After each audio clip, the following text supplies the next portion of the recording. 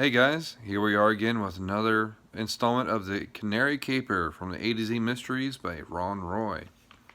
Today's going to be Chapter 3. The kids left the pet shop and headed up Main Street. They walked slowly, thinking about what to do. I've heard about scientists stealing animals to use in experiments, Josh said. That's awful, Dink said. I don't want Tiger used in some experiment, said Ruth Rose.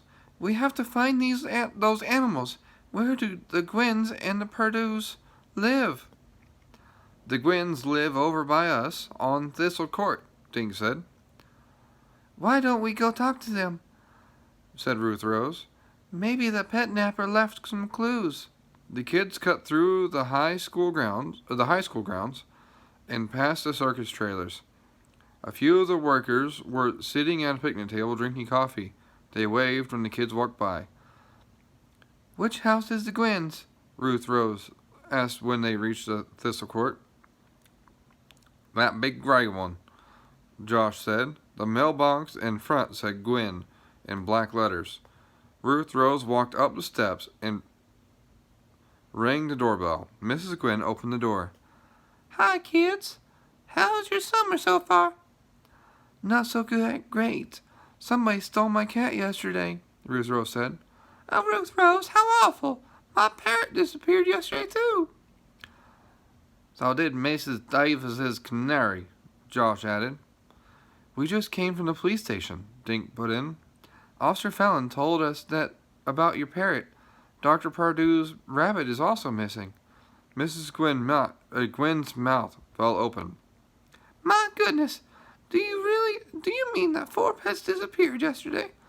We think so, Ruth Rose said. Where was your parrot when you last saw him? On my back porch in his cage.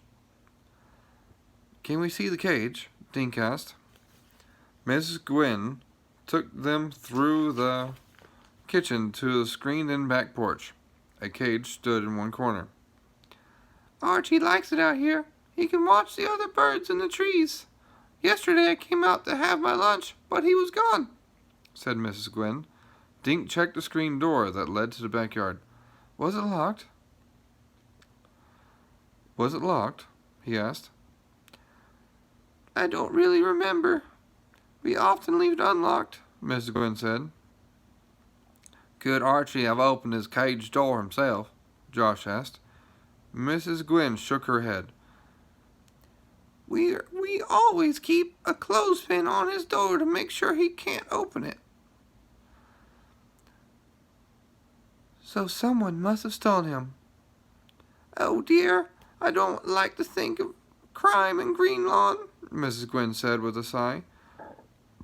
Can I offer you kids something to drink? It's pretty warm. No thanks, Ruth Rose said. But do you mind if we look in your phone book for Dr. Pardue's address?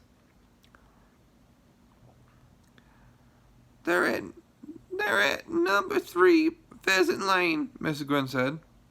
I dropped Mike off there to play tennis with Andy Pardue. The kids thanked Mrs. Gwen and hurried to Main Street. This is getting weirder and weirder, Dink said. A canary and a parrot were snatched right out of their cages in broad daylight, with people home. And Tiger was probably in my backyard when she was taken, Ruth Rose said. They waved to Mr. Paskey at the book nook and headed up Avery Way. 3 Pheasant Lane was a big greenhouse surrounded by tall trees. A kid holding a tennis racket was sitting on the front porch. Hi, Ruth Rose said, walking up to the porch. Is Dr. Pardue home? We'd like to talk to him about his rabbit. I don't think that was the right voice. I'm sorry about that. I'm Andy Pardue, the kid said. Violet's my rabbit. Why, did you find her?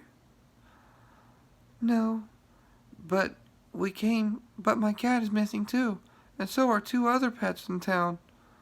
Dink glanced around the Pardue's front yard. When did your rabbit disappear? He asked Andy. After lunch yesterday, he said. My sister ran into the house screaming. I went out to the cage and the door was wide open. Violet was gone. Can you show us the cage? Ruth Rose asked. Andy led them to the backyard. An empty rabbit hutch stood under a tree. Was the cage locked? Josh asked. Yep, I lock it every night myself. Andy Pardue gave them a sharp look. What's going on anyway? A ring of animal thieves? That's what we're trying to find out, Dink said. Well, let me know what you dig up, said Andy. Boy, I'd like to get my hands on the creeps who did this. My little sister cried all night. The kids walked back to Woody Street. Let's stop and check in with Mrs. Davis, Dink suggested as they passed her house. We should tell her about the other missing animals. When Mrs. Davis opened her door, she had a big smile on her face. Oh, I'm so glad to see you three. You'll never guess. A man just called. He said he found Mozart. He's bringing him here at 6:30. Isn't that lovely? That's great. Dink looked at Josh and Ruth Rose in surprise. I want you three to be here since you are so kind enough to look for him, Mrs. Davis continued. Afterward, we'll have some of my strawberry shortcake to celebrate. Super, Josh said. We'll see you at 6:30, Dink said with a wave.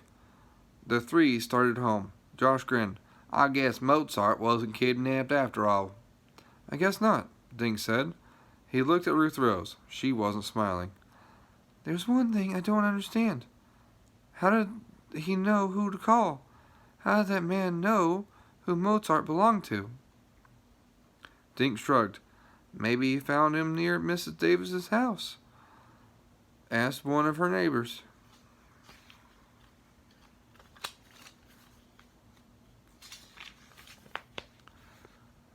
Or maybe the guy who called is the same guy who took Mozart. But that doesn't make sense, Dink said. Why would someone steal a canary on Thursday and return it the next day? For the reward. This guy steals pets, then returns them for money, Ruth Rose said with a frown. Dink and Josh just stared at Ruth Rose.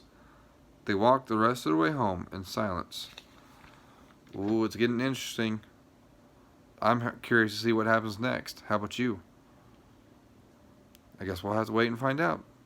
See you tomorrow with another story. Bye.